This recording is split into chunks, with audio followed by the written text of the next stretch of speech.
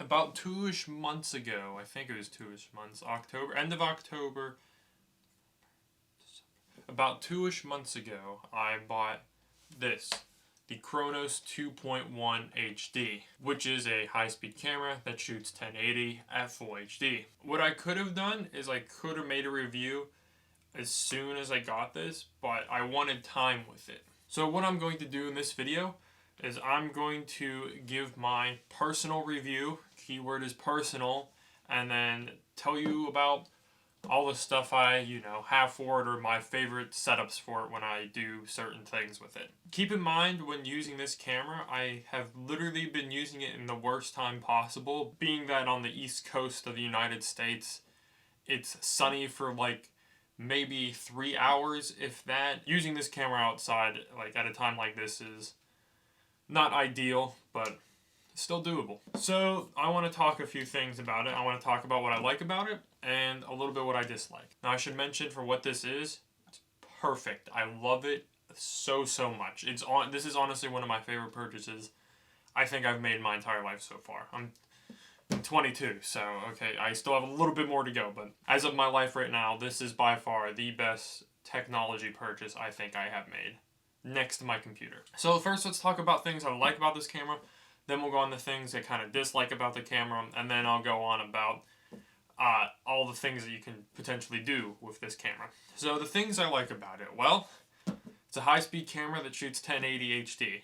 At 1,000 frames. Amazing. Love it. I cannot complain. I like the fact that it uses the global type shutter and that you can choose degrees rather than 1/1000. I think you can switch it, but I like the fact that it's in degrees. That makes things for me a lot easier to understand. Other people might be vice versa. The user interface about this camera, actually very easy to use. I mean, again, you're going to have to read through the manual and understand what everything does, but once you do all that, it's fairly simple to follow. I like the fact that you have a choice of an SD card for storage, or you can use an SSD, which is faster. I like how there's options with that. I also like the idea of using a trigger cable. I've only used it like twice. I haven't had that much time to actually go out and use a trigger cable, but the times that I did use it came very handy. I will say the one thing I haven't really used with it is the recording audio portion with it, like using it like a normal camera. I haven't really done that yet just because, this is a high-speed camera and I bought it to shoot high speed. And when it comes to like filming other stuff, I'll use like the Sony over there or whatever. One thing I do like about it, and some people might hate this, and this is like kind of, ups and downs, but I kind of like, let me just say, I like the compact design, I do. And with that compact design, I like how the sensor is smaller. Now, theoretically, that's a bad thing. I understand. I completely understand why that's a bad thing. But the benefit to that is I don't have to put a full-frame lens on this camera to actually get the, without getting any cropping or whatnot. But if I don't use a full-frame lens on this camera, there's not going to be any vignetting. And even with some of the lenses that they recommended that are C-mount, such as this one right here, this is the... what is this one? The Fujian. I think it's the Fujian. This is the one on their website, by the way. The Fujian 35mm. There is a very slight vignetting. Very slight, but it's not really until you start adjusting like shadows and offset and DaVinci do you really start to notice it. But even a lens this big compared to, like a 55 that's, this thick, barely any vignetting, and with this, of course, there's no vignetting. For the reason that it is a smaller sensor, yeah, it sucks, because when it comes to post, you can't zoom in as much and get as much detail, but if you get what you want in that 1080 shot, and maybe to zoom in even a slight bit, you'll be fine, and the picture looks amazing. So, I like the fact that it is a smaller sensor, so I can use different types of lenses. I can literally throw on any lens in it. I don't have to worry about any vignetting. When it comes to the quality of footage, I will say I was honestly terrified at first how it was going to look. But after I did my first 2 shots with the exploding apple in the demo video, I have never felt so confident working with a camera and getting like the absolute best quality I can out of it. Quality that this produces sometimes almost looks as good as using a Sony, to be completely honest. Part of it is you can do DNG files or you can do H.264. Personally, because I'm a nut when it comes to editing, I personally like the DNG files because I can throw in DaVinci and do a whole lot more than with the H.264. And also the quality, I found out from the demo shots, the DNG files look a lot better than the H.264. Speaking of quality, when it comes to recording with this camera, I have some footage indoor and then usually footage outdoor. And the reason for that is I don't have that expensive of a light to shoot stuff that is indoor. But when it comes to shooting footage outside, if it's a bright sunny day, your footage will look incredible. Even on a somewhat bright snow day, the white of the snow will reflect easier with the camera because it's just like a white background. Hence why I have this, because the lighting here is poor. But yes, filming in the snow actually looks somewhat decent. And then also filming inside with the light I have, footage turns out pretty good actually. I was actually surprised with the overall quality of it just being indoors. So the quality from this camera is amazing. So if you couldn't tell by so far, I love this camera. The things I'm going to say I dislike about it are more or less nitpicky, but they are things I'm not a fan of. One of the things I do not like about it, and you may have noticed this right off the bat, is you notice I have this little hump on it. Maybe you can see it, maybe you cannot, I don't know. But this little flap right here is actually a cover for a computer webcam. I had an extra one. And this is actually covering the power button. Now, I'm not sure about you, but how many times have you put a camera in a bag or some piece of equipment and you turn it on by mistake? It happens. I've done it with the Sony multiple times. This, I found out it's way easier to do as the power button is just on top and it's just sitting there.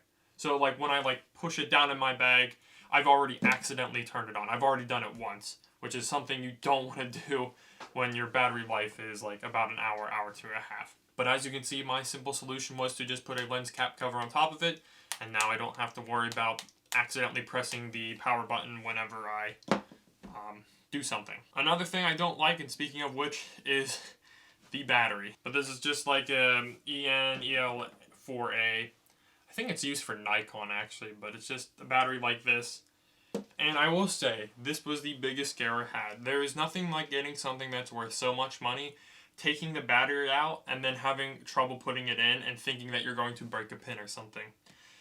I hated it. The thing about the battery is, when you take it out, I'm not going to take it out just for my own sanity's sake, but once you take it out, you have to pull it out, put out the battery, and then slide this one in. I was expecting, in a way, that it had some sort of lock mechanism or like a spring, kind of like if you use a Sony camera, battery pops out, you pop it back in, the spring locks in place. This one is being held specifically by the plate, the battery plate at the bottom of the camera. There is no spring. When I first put the battery in, I was a bit hesitant trying to actually fit it into the direct slots, as like the guiding for putting the battery in is it's not my favorite, to say the least. But I found out the easiest way to do it for me is to flip the camera upside down, open this up, take it out, and then hold it and gently slide it in until it goes into place. And then, once the cover fits over, the battery's in. After I did that a few times, it's not my biggest worry, but I mean, at first, if you were using it and you spend a lot of money on this, if money means anything to you, then you'd kind of be petrified. Another thing I'm not too much of a fan about is the battery life in general. It's kind of low. I mean, it says like an hour to an hour and a half or something like that, but I'll sometimes do like I'll record something and then I'll render the whole 5.5 seconds and my battery will be at like 32%. So you really can't do much. I mean, you could theoretically maybe record something real quick and record, barely like an eighth of that and maybe still have enough battery, but out of fear of trying to export something and the battery dying, I always end up turning off the camera and putting in a new battery. But I will say, if you're buying an outlet, then you can just plug in the cord to it and you're fine. And the last thing I'm not really much of a fan of is just this is just me, but kind of just holding this, it feels a little bit awkward in a way. Like, don't get me wrong, I love how this is designed to be, again, a compact, high-speed camera. It's great for that. It fits on the gimbal, even, which is amazing. But, like, holding this, and then, like, having this button and scroll wheel, I guess, in the way, that's kind of, like, in the way where I want my thumb to be. I hate that I have to put my thumb lower. I want it to be like against the corner or something, not like just constantly pressing the button. And then also how the record buttons just like kind of have to stretch my finger in a way to almost get to the record button. I'm not much of a fan of that, but it is what it is. But overall, when it comes to the Chronos 2.1 HD, to me it's a great camera. It really is. For a high-speed camera that is starting at $5,000, you can't go wrong for the quality that it gives you. So again, my overall review is, for what it is, amazing. There's just a few like minor things that I'm personally not a fan of, but overall I think it is one of the best pieces of equipment that I have owned and used. Just from everything from lenses, the interface, and the quality of it. I love it all. Alright, now let's go on to accessories for the Chronos, or the accessories I use to get some of the shots I do. I'll probably be playing a few shots just to show like some of the stuff that I've done. So I want to start first off by saying just a tripod. The tripod I have is being held together with duct tape and glue, so take that as you will, but any tripod should honestly really be fine. The lights, yeah, I have this 3 cheap ones right now, which honestly would not work for shooting with this as it's very dark. I do have a Godex light, which I did use for a few indoor shots of like with the cat, I'm pretty sure, which they actually turned out pretty well, I would say. I'm very, again, impressed with the quality of it. Now, before we get to all this humbledy-jumbledy over here, there is another accessory I use. I'm going to butcher this name. Zayumth. I'm not going to even bother pronouncing it. But anyway, it is the Crane 3S or S3 gimbal. And I recently just found out that you can actually put this on the gimbal, because the gimbal supports like 20 pounds. But I recently was able to actually get the Wi-Fi transmitter for the video and put the Chronos on the gimbal and control it, you know, ways away with the control panel, and actually just be able to put this on a gimbal and control it from a distance is actually pretty cool. I haven't actually really shot anything with it yet, but the idea that I can put this at like a bird feeder or something, and like if my focus was a little bit out, I adjust it from a ways away using the controls. Let me just grab it. The fact that you can just put this on a gimbal and then control it with something as simple as this. Yes, please ignore the tape on it at the moment. I don't have a screw to screw the receiver on. But the fact that I can look at the screen, control where I want the camera, and even do like the focus. So say if I'm like a little bit out of focus, I can just touch it a little bit using this little controller thing and see it. That's amazing. And then to like easily like start recording or stop recording, I can just connect it to the internet and, you know, do it on my laptop or whatever. The fact that that's possible, that I can, the things that like you can do with setting a camera on a gimbal remotely and just being able to like kind of sentry and look around at something you want to see and focus it, and you know, with it being relatively quiet, it's amazing the possibilities it can do, and I can't wait to do that more in the summer.